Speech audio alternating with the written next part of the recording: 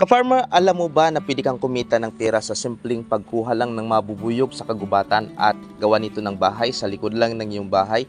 Kikita ka na dito ng pera taon-taon bawat harvest mo ng kanyang honey at sa paglipas ng mga panahon, mas lalo itong dadami at siyempre mas lalaki ang iyong kita. Kaya kung interesado ka, halina't alamin natin kung paano ang pag-aalaga ng bubuyog.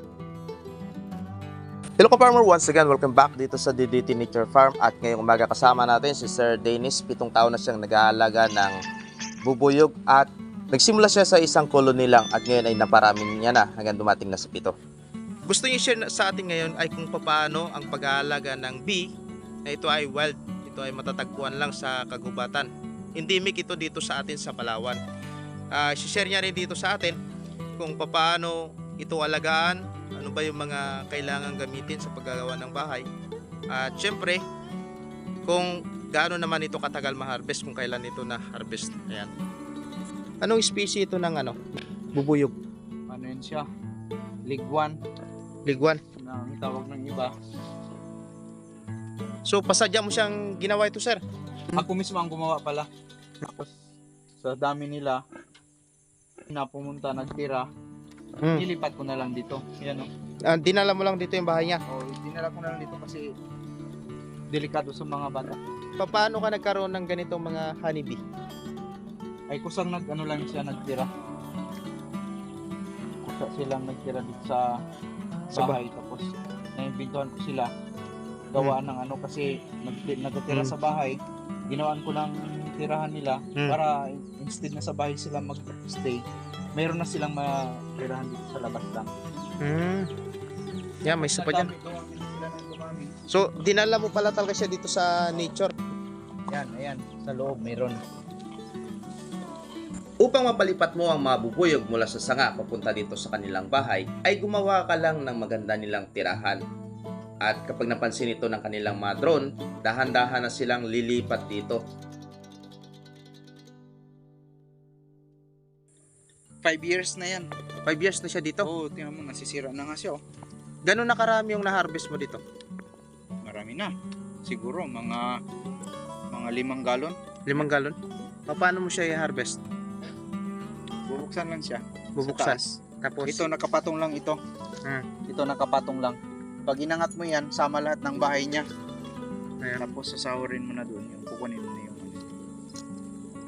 bahay. Masisira na yun siya o papalitan ko na yun siya. pag ginangat mo siya ngayon, makaliliparan. Sigurado. Kakagatin tayo. Kakahabulin tayo niyan. Hindi lang iisa ang magtira sa atin yan. Lahat yan sila. Tulong-tulong na. Bale, paano mo malalaman kung siya ay kailangan nang i-harvest? Summer. Pag puro bulaklak na yung Mga anong buwan yon?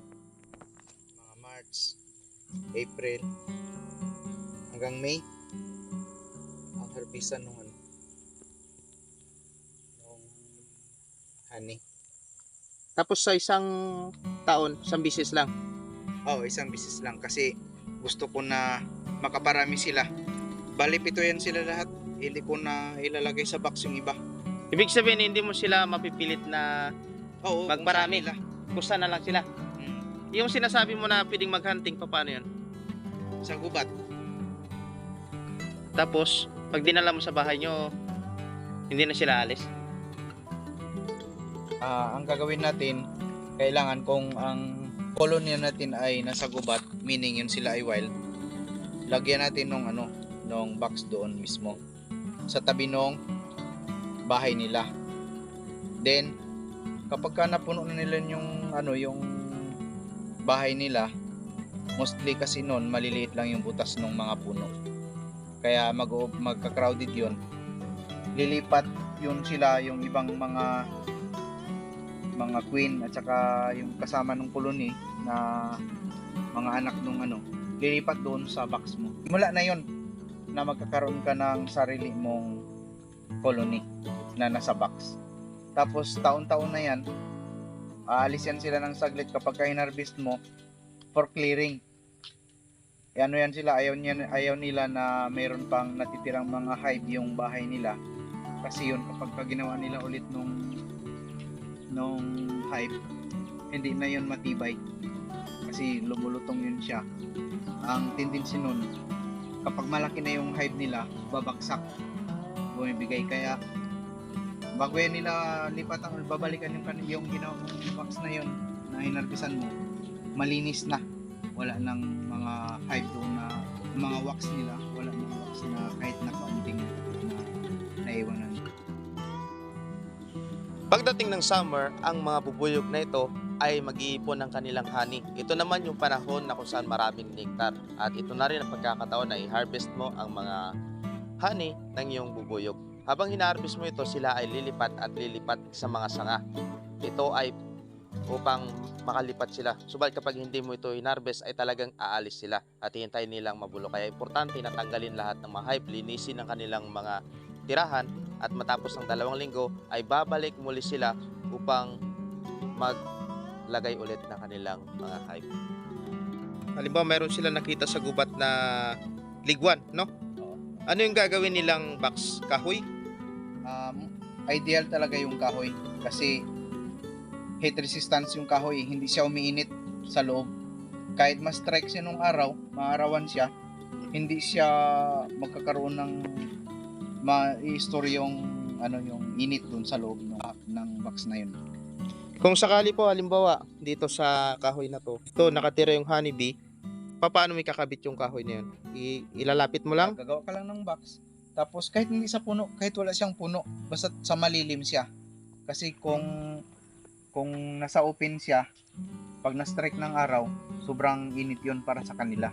Halimbawa, kung may honeybee ganon, hindi mo siya pwedeng kunin, i-harvest at ilagay mo mismo sa box. Ginawa ko na po yan. Hindi mo siya mapipilit ng ganon kasi kusa silang aalis. Babalik sila kung saan nila gustong tumira. Ang gagawin mo lang, i-ready mo lang yung box kasi kapag yan sila, wala na silang ibang malilipatan, mapipilitan talaga silang doon na titira. Nalipat na sila doon sa box na nilagay mo, pwede mo na bang dalhin yun sa bahay mo? Pwede na. Pwede mo na yun siyang Hindi sila alis. Hindi yan sila alis kasi nandoon na lahat nandoon yung queen, yung mga worker nila, nandoon na lahat. Maliligaw lang yung iba, babalik doon sa area, pero hahanapin pa rin yan nila kung saan yung colony nila. Kumbawa sir, sa isang colony na ganito, mga gaano karami po yung makukuha nyo na yung kanyang honeybee? Honey. Sige. Sa isang box na ganito, siguro yan mga 24 mga 12 inches by 24. Ang na-harvest ko dyan ay mga 1.5 gallon kapag talaga yung season nung 1.5 gallon. Nagsimula po kayo sa ilang colony ng ilang colony? Isang piraso lang. Yun ba ay dumapo lang sa bahay nyo? Oo. Dahil mapanganib sila sa mga anak ko, kaya ginawan ko ng bahay. Tapos, ang ginawa ko, pinausukan ko sila doon. Tapos lumipat sila doon mismo sa ginawa kong box. Nilabas ko na sa bahay.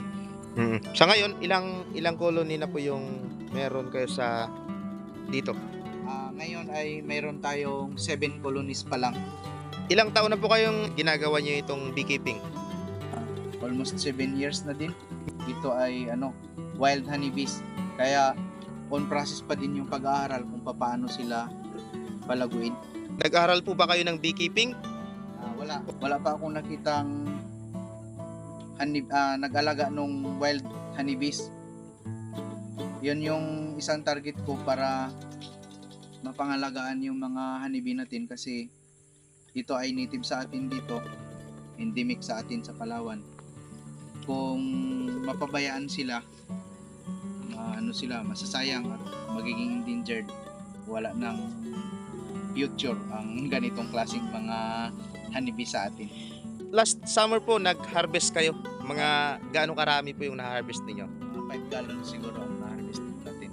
5 gallons sa 4 na box natin na nagawa. Sa 5 gallons na yan po, magkano naman po yung presyo ng wild honeybee?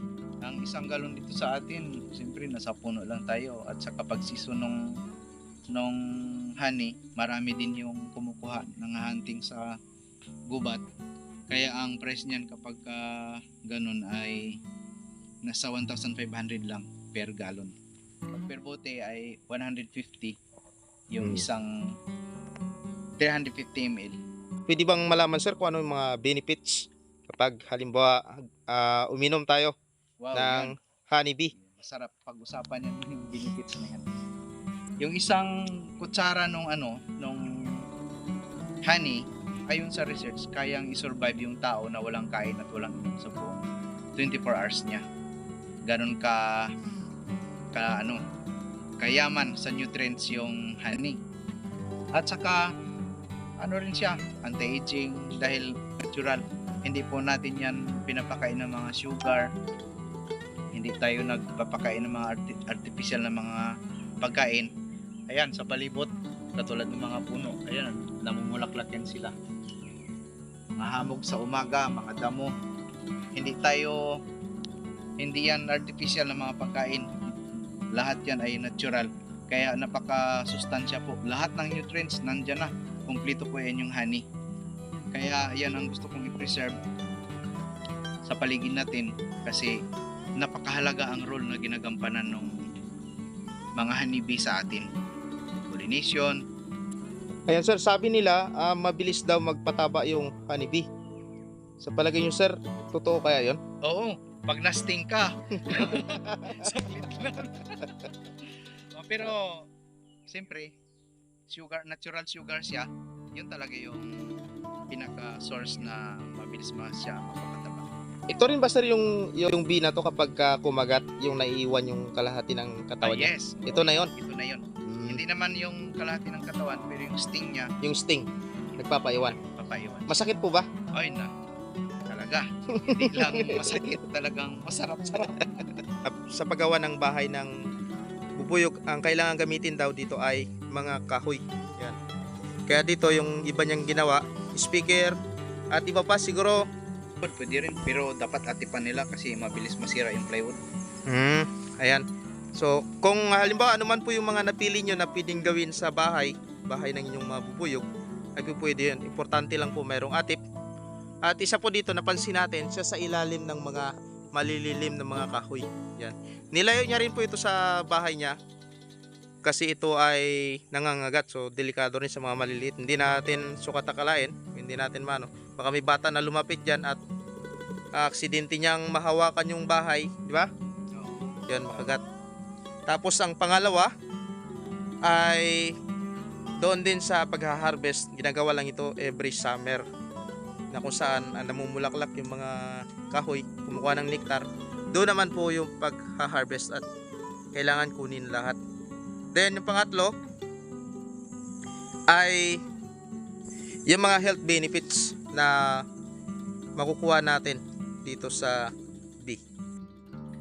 Maraming salamat Sir Dennis Tamba sa inyong pag-share ng inyong knowledge about sa beekeeping. Kaya ka-farmer, kung gusto nyong panoorin yung kanyang mga video, ay pwede nyo siyang ipuntahan sa kanyang Facebook account, Dennis Tamba. At maraming salamat ka-farmer sa inyong panonood sa video na to. Kung nagustuhan mo yung video na to, huwag mo kalimutan mag-like, mag-share, at syempre mag-subscribe ka na kung hindi ka pa na. I-update kita sa mga susunod na panahon dahil ang napakaganda ng beekeeping na to. Hindi mo na siya kailangan pakainin, hindi mo na siyang kailangan alagaan. Gagawaan mo lang siya ng bahay at dadami sila ng dadami sa paikot ng iyong bahay. At every summer, magha-harvest ka lang na wala kang kagastos-gastos. At napakamahal dito dahil 150 yung bawat bottle nito sa puno pa lang. At 1,500 naman sa isang galon. So saan ka pa? Hindi ka na gumastos, kumita ka pa ng malaki. Hanggang sa muli, maraming salamat and happy farming sa ating lahat. Paalam!